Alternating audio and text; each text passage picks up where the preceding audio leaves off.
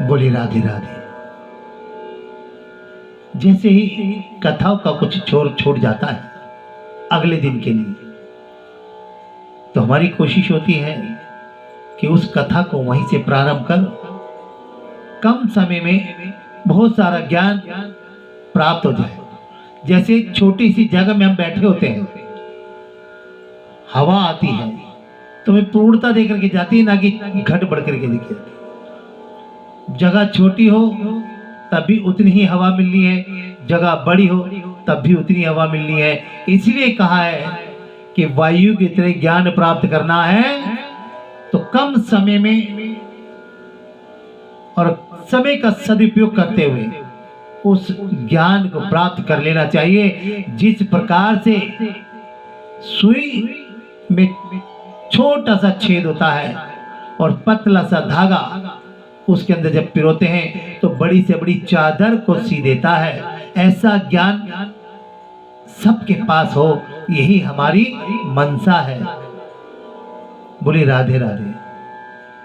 अब अगली कथा में, जब हमने पिछली कथा में बताया था आपको कि भगवान शिव का तेज क्षीर सागर में चला गया।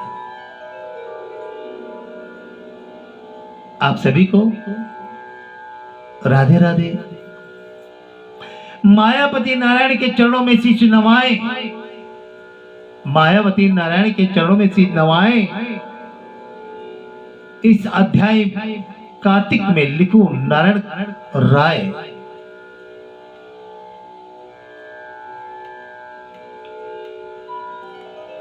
क्या हुआ था, क्या चर्चा थी? राजा पृथु ने कहा, हे देव ऋषि, आपको नमस्कार है, कृपा कर आप यह कहिए कि जिस समय भगवान शंकर ने अपने माथे का तेज क्षीर सागर में डाल दिया तो उस समय क्या हुआ? इससे तो हम अनभिज्ञ हैं, हमें आगे पता ही नहीं कि क्या हुआ, तो आप कृपा करके बताइए। नारद जी ने कहा कि हे राजन, जब भगवान शंकर ने अपना ये वह तेज क्षीर सागर में डाल दिया तो उस समय वह शीघ्र ही बालक होकर गंगा सागर के संगम में पर बैठकर संसार को भय देने वाला रुदन करने लगा। वो क्षीर सागर में वो बालक का रूप लेकर के वहां बैठ करके रोने लगा।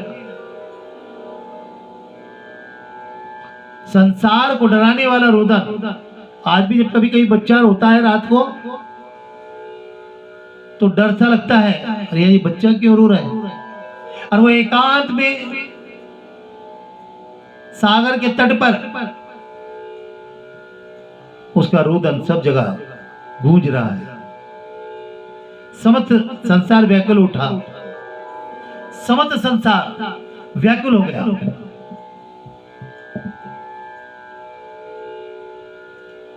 समस्त देवता और ऋषि मुनि व्याकुल होकर लोक पितामह श्री ब्रह्मा जी की शरण में गए।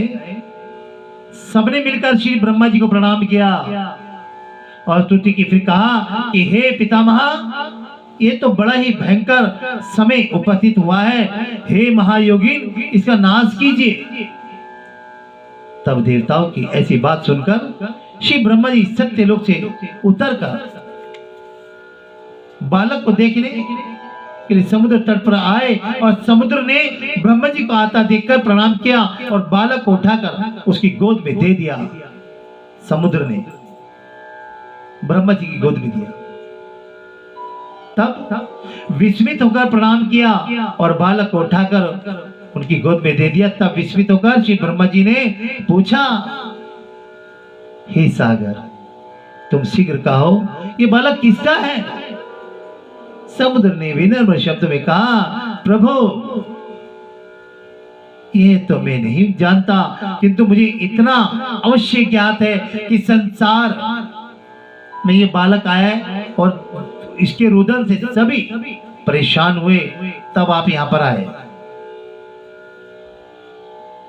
लेकिन मैं इतना आपको बता दूं, ये गंगा सागर के संगम पर प्रकट हुआ है। गंगा सागर के तट पर प्रकट हुआ है। अतः हे जगत गुरु, आप इस बालक का जात कर्म आदि संस्कार कीजिए। इसका जातक फल बताइए।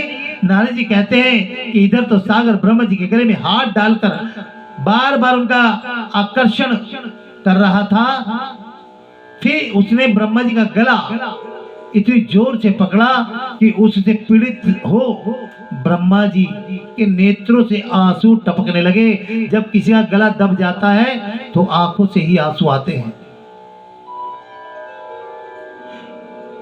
किसी प्रकार ब्रह्मा जी ने अपने दोनों हाथों का जोर लगाकर अपना गला छुड़ाया। आजकल के बच्चों को भी अगर आप ले लो तो गले को पकड़ लेते हैं। ये रीत नहीं है, ये विधान वहीं से चला आ रहा है।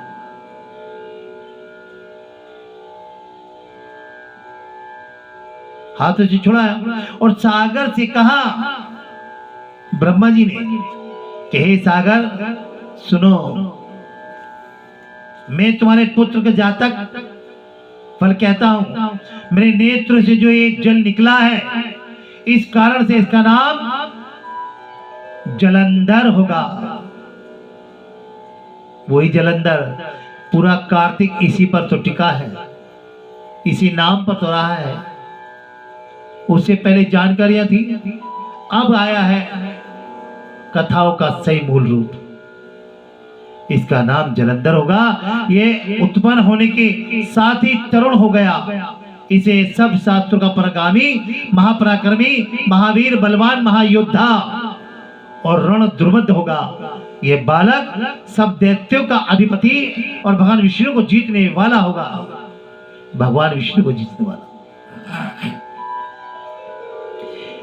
तथा यह कहीं भी ना मरेगा, एक भगवान शंकर को छोड़कर। इसको कोई नहीं मार सकता। ये सबसे अवध्य होगा, जहां से उत्पन्न हुआ है फिर वहीं जाएगा। इसकी स्त्री बड़ी पतिव्रता, सौभाग्यशाली, सर्वांग सुंदरी और परम मनोहर मिष्ट भाषणी, यानी कि मीठा बोलने वाली तथा शीलवान होगी। नारद जी कहते हैं, सभी से कह रहे हैं नारद जी कि राधे राधे तो बोल दो, राधे राधे। नारद जी कहते हैं कि राजन, सागर से ऐसा कहकर ब्रह्मा जी ने शुक्राचार्य को बुलाकर उनके हाथों से बालक का राज्य अभिषेक कराया और स्वयं अंतर ध्यान हो गए। फिर तो बालक को देखकर सागर बड़ा ही प्रसन्न हुआ और घर आ गया।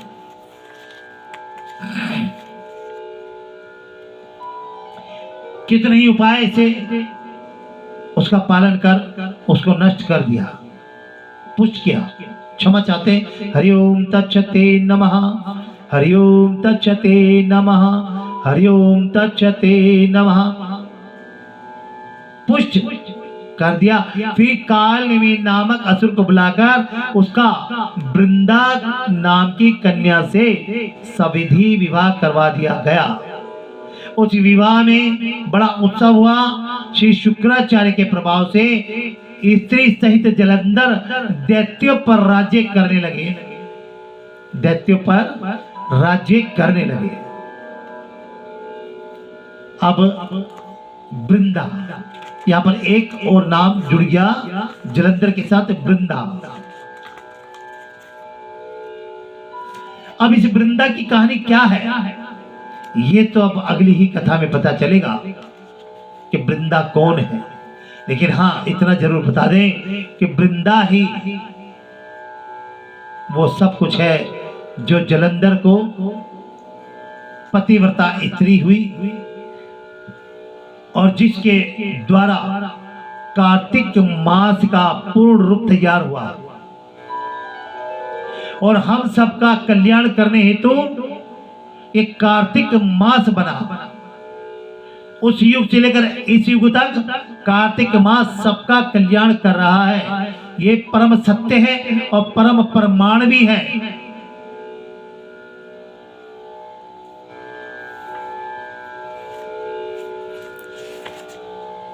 ये कार्तिक मास सभी मासों में उत्तम मास है और सभी व्रतों में सबसे बड़ा व्रत माना जाता है।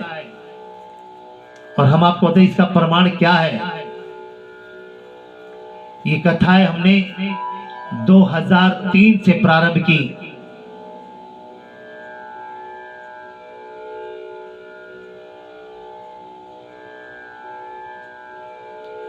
और 2003 से लेकर आज तक अगर इसमें थोड़ा सा अंतर आया है, कोविड का एक साल था बस, यानी कि सन 2019 में शुरू हुआ, 20 में रहा, बस कोविड के समय में ये कथाओं का विश्राम रहा है। अन्यथा तब से लेकर आज तक मान के चलिए कि 22, 23, 25 साल के करीब करीब होने जा रहे हैं इन कथाओं को करते करते, और इसका लाभ हमें बहुत कुछ प्राप्त हुआ। तो किसी से हम ये नहीं कहते कि लालच में करो। भगवान को अगर पाना है शब्दों रूपी में, भगवान को पाना है अंतर मन में, भगवान को पाना है परिवार के रूप में, भगवान को पाना है संतान के रूप में, भगवान को पाना है व्यापार के रूप में, तो कार्तिक के मास ध्यान रख लीजिए, अच्छे स्वास्थ्य के लिए, अच्छे व्यापार के लिए, अच्छे परिवार के लिए, अच्छे समाज में अपनी उन्नति दिखाने के लिए, देश में एक सर्वोच्च स्थान पाने के लिए कार्तिक मास बहुत महत्वपूर्ण है। ये कथाएं वास्तविकता को दर्शाती हैं। जो घटना घटती है वो आपके साथ भी घट सकती है, ये बताने का प्रयास इन कथाओं में किया जाता है।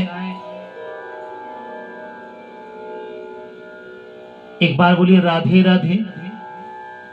शिवा के बिहारी लाल की जय, वृंदा महारानी की जय, तुलसी माता की जय, शालिग्राम भगवान की जय, हरिहर पावन धाम की जय, हरिहर महाराज की जय, अपने अपने माता पिता की जय।